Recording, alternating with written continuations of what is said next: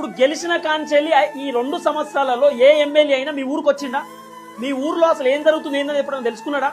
కేవలం ఎన్నికల ప్రచారానికి వస్తున్నారు తప్ప ఎప్పుడైనా మీ ఊరికి వచ్చి మరి తిన్నరా, లేకపోతే మీకు ఉండడానికి ఇల్లున్నదా, తాగడానికి నీళ్లు ఉన్నాయా, కట్టుకోవడానికి గుడ్డలు ఉన్నాయా, మీ పరిస్థితి ఏంది, ఏం కథ అని చెప్పి ఎప్పుడైనా అరుచుకున్నాడా, ఎప్పుడైనా తెలుసుకున్నాడా? ఎప్పుడు రాడు. ఎన్నికలు వచ్చుంటున్న కథం రావాలి, దండం పెట్టాలి, మావోనికే ఓటేయిర్రి, లేకపోతే మావోనే గెలిపియ్యి. ఇంకా ఎమ్మెల్యేల గమ్మత్ కథ ఏం తెలుసా? ఇగో మేము సపోర్ట్ చేసేటటువంటి సర్పంచ్ అభ్యర్థికి ఓటేస్తే మీకు రావాల్సినటువంటి పథకాలన్నీ వస్తాయి, మీ గ్రామం అభివృద్ధి జరుగుతుంది, మీ గ్రామానికి ఏమైనా నిధులు వస్తాయి.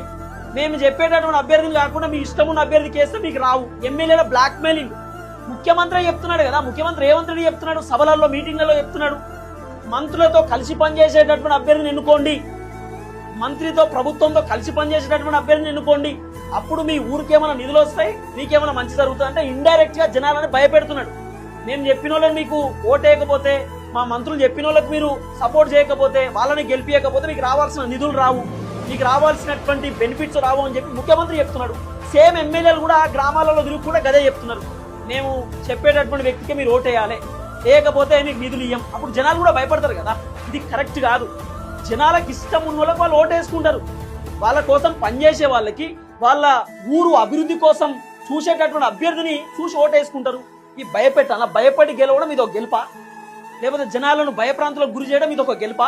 రేవంత్ అన్న జూబ్లీ హిల్స్ లో కూడా గదే చెప్పిండు, ఒకవేళ బీఆర్ఎస్ గెలిస్తే మీకు రావాల్సినటువంటి పథకాలు పోతాయని చెప్పి రేవంత్ అన్న చెప్పిండు. అప్పుడు జనాలు కూడా భయపడ్డారు. ఇప్పుడు అదే కాంగ్రెస్ పార్టీకి సంబంధించినటువంటి ఎమ్మెల్యేలు ప్రచారానికి వచ్చి మేము ఈయనకు సపోర్ట్ చేస్తున్నాం, ఈయనకి గెలిపిరి, లేకపోతే మీకు పథకాలు పోతాయి, ఏం భయపెడుతురా? జనాలు భయపడాల్సిన అవసరం లేదు. మీకు ఇష్టం ఉన్నటువంటి అభ్యర్థిని చూసి ఓటేయండి. మీ బాగోగులు చూసేటటువంటి వ్యక్తిని, మీ గ్రామ అభివృద్ధి చేసేటటువంటి వ్యక్తిని చూసి ఓటేయండి.